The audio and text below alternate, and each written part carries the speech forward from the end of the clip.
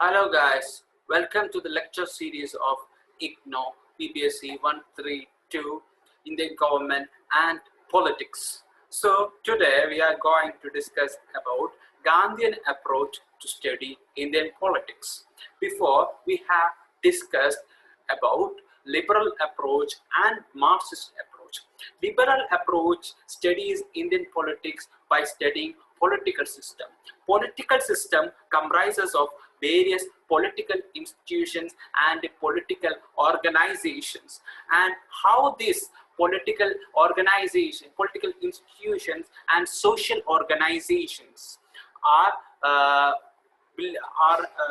having a consensus and maintaining themselves throughout their journey. So that is what we have emphasized on liberal approach. Okay, then second is the Marxist approach. So Marxist approach studies about the relationship between various classes in the state and relation between the Indian state and the classes. Okay, so that is being studied in Marxist approach. So Gandhian approach in studying Indian politics, or Gandhian approach to study politics, we are mainly using Gandhian tenets to analyze the politics, Indian politics.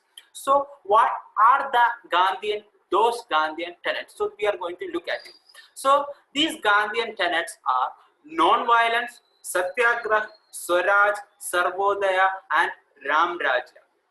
Now we are going to examine each of the terms in the now. So satyagraha, what do you mean by satyagraha? Satyagraha literal meaning is firmness to truth. That is, whatever act we are doing, it need to be sticking to the truth. We should not do something which is being false. And non-violent attack, that is ahimsa, is one of the path of satyagraha. Okay, and well, coming to non-violent, it is not only avoidance of harming others, but to harm oneself so that one can appeal to the consciousness of oppressor. So this is what non-violence is talking about. That is, non-violent is not merely avoidance of harming others, but to harm oneself. For example, I am having a kind of a simple example is that at some times we are hesitant to eat food, isn't it? Because why? Some of our demands are not being agreed by our parents. So in order to agree our demands, what we will do that we sometimes use some tactics like not eating foods, etc. So what happens is that this hunger, this would cause a kind of aching or appeal to the conscious of our parents. I'm not saying that our parents are oppressors, but they will feel some pain and they will accept our demands. Sometimes we may see. Okay, so like that, in oppressor mind also there is some sort of humanity is there. So by harming ourselves, we can appeal to the conscious of the oppressor, and that oppressor would be enlightened, and they would agree to our demands. So this is what the non-violence is talking about. A broader idea of non-violence. Broader idea of non-violence is not harming others, but it's not only avoidance of harming others, but to harm oneself in order to appeal to the conscience of oppressor. Then swaraj. Swaraj means what? Attainment of self-government.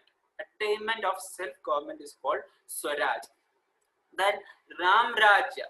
Ramrajya means be a place where people self-govern themselves. So that is what Ramrajya is stood for.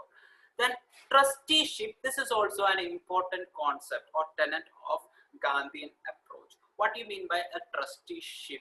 Is that the capitalist, wealth earned by capitalists is not the result of their own ventures. It is also the result of their employees' hard work also. So what the employee or what the employer need to do is that they need to take from the wealth according to their needs and leave the rest to the laborers. Okay, that is what trusteeship says about. Okay, then Gandhi resented class struggle unlike communism, because Gandhi was not favoring communism. Okay, because communism is having a violent mode, that due to class struggle only a communist society can be established. But uh, Gandhi envisioned for the peaceful coexistence of employer and employee and adequate sharing of resources among them based on their needs. Okay, now in search of human face. So Rajini Kothari, I have discussed Rajini Kothari in the liberal perspective also, and he is one of the pioneers in Indian politics using the liberal approach. So what do you mean by Rajini Kothari has founded an intellectual organization called Lokayan. Okay, and in this Lokayan, what is the matter is that this Lokayan emphasizes or holds the Gandhian philosophy. Okay, so that is most important point. Then in the early works of Rajini Kothari, he used systemic approach, okay, or liberal approach. Now, systemic approach, as I've said you before, mainly emphasize on conflict within political system and consensus building. So there will be conflict between two political institutions, judiciary and legislature. We have seen many a times that there is a conflict between the judiciary as well as the parliament. Okay, so at that time, how the consensus building is worked is also how there is also a consensus building also. So this study is purely concentrating on that, mainly concentrating on that. In his later work, Rajini Kothari resorted to Gandhian approach because he saw the other approaches like as an alternative to capitalism, capitalist and socialist development, because capitalist and socialist development were alien to Indian land. Okay, so that's why he had resorted to Gandhian approach. So he thought Gandhian model was more democratic than Westminster model, that is the British model or British model of parliamentary democracy, where a huge centralization of power was there on the government and bureaucrats. But Gandhiji emphasized on decentralization of power. That's why he had said to establish the village republics, and the duty of state should be policing only, not curbing on the internal matters. Its main function should be policing only. Okay, so that is what the Gandhi envisioned. Gandhi envisioned village republics where the a collective decision is being taken in the village panchayats, etc. So the constitution of the 73rd Constitution Amendment Act and 74th Constitution Amendment Act, that is Constitution of PRIs, that is Panchayati Raj institutions and the local government bodies, is reflecting the ideals of Gandhi. Then, according to Rajini Kothari, so we are continuing with the opinion of Rajini Kothari. According to Rajini Kothari, there are two Indians. One is capitalist, that is, and another is common people. These capitalists are what a bourgeoisie, as they say in Marxist perspective. Okay, they with their wealth they manipulate the state, and due to their manipulation, what happens is that this state will ill-treat these common people, and these common people will become sufferers. Okay, then according to Rajini Kothari, the scenario of democracy in India is hijacked by rich and corrupt, because we have seen that rich and corrupt people are hijacking our democracy, and most of the people, most of our parliamentarians, a significant number of our parliamentarians are from a criminal background and corrupt cases. They are also involved in corrupt places also. And democracy as a has become a podium for casteist, communalist, and corrupt platform also. So casteism is also being taking place, and communalist and corruption also. These three C's are existing. Use of Charan Singh and Ram Manohar Lohia. This Charan Singh is considered to is our one of the prime ministers and fifth and non-Congress fifth chief minister of UP and first non-Congress chief minister of UP. Okay, he was in the Congress, but he later have joined in local party in another party.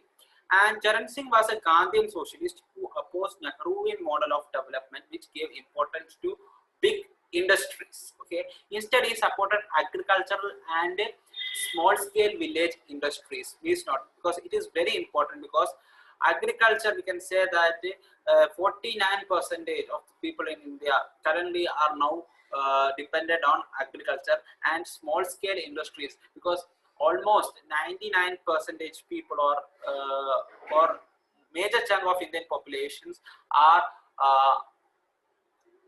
depending on MSMEs, that is middle, small, medium enterprises. So that is also, you need to note it down. Then he also opposed Gandhi's view on cooperative farming. He insisted on individual ownership of land. Okay, Janata government promoted such Gandhian perspective. If it was implemented, there would be more farmers in our country than bureaucrats.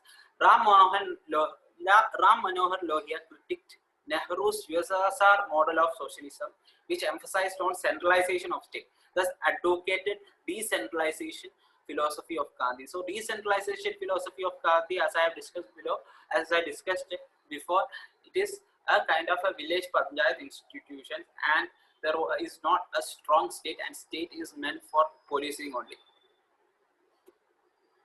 Social movements which is inspired from Gandhian philosophy, that is Navar Nirman Andolan 1974, which was occurred in Gujarat. This movement initially was against the rise in mess bills, and it was initiated by students. Soon it took up many issues like corruption, black marketing, etc. And this agitation eventually led to the resignation of CM Chimanbhai Patel. And Ekata Parishads, which is founded by Balagopal, addressed tribal area encroachment issues, which compelled Digvijay government in Madhya Pradesh to carry out land reforms. And Jayaprakash Narayan movements is also one of the famous movements, and you can Google it. What are the specific movements? There are also famous movement against corruption and emergency. Okay, Gandhians like Subrao, Rajagopal, and Jayaprakash Narayan convinced dacoits in Chambal to give dacoity. Dacoity is a crime where the wealth is being forcefully snatched and by hurting people. Okay. Now Chambal is very famous for dacoity, because dacoity. Now social harmony. Social harmony. So this is a concept of Gandhiji, that Gandhian perspectives also studies on how to reconcile communities during communal riots. Gandhiji resorts to fasting during Noakhali riot and to ensure protection minorities, Hindus in Pakistan and Muslims in India as well. Noakhali rights, etc. Okay. Now, so the Gandhian philosophy also used to study how to reconcile communities during communal riots also. Then Gandhian perspective and postmodernism. Okay. In their book, Postmodern Gandhi and Other Essays, Lloyd L. Rudolph and Susan H. Rudolph likened Gandhi to be a post-modern thinkers because, quoting Gandhi's book Hind Swaraj 1909 and My Experiment with Truth, they argue that for Gandhi, the authenticity of truth is contextual and experimental. That is, they postmodern thinker is that those who are not those who things based on the experimentation and contextualization. So what do you mean by experimentation is that they will only believe whether it is being practically applicable or not. Then contextual in the sense that specificity of a concept. That is, sometimes some of the concepts, like for example, is that presidential form of democracy is being contextually accepted in America, whereas in India it is not being possible because we are much diverse country than America. So we have to have a parliamentary democracy where the different strata of people is being represented. Okay, so Gandhi's authenticity of truth is contextual and experimental. So due to that, he is considered to be postmodern figure. And second thing is his need for decentralization of social and political power. That is also considered him as the postmodern thinkers also. So many of the postmodern thinkers like liberal thinkers like J.S. Mill and Jean-Jacques Rousseau. Jean-Jacques Rousseau is not a modern thinker, but we can consider him as some kinds of liberal ideologues. Jean-Jacques Rousseau, then Jeremy Bentham,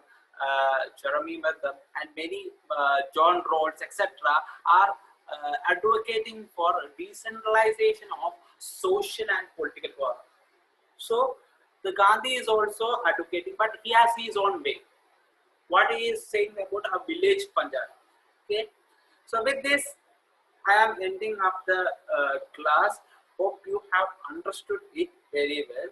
So have a nice day.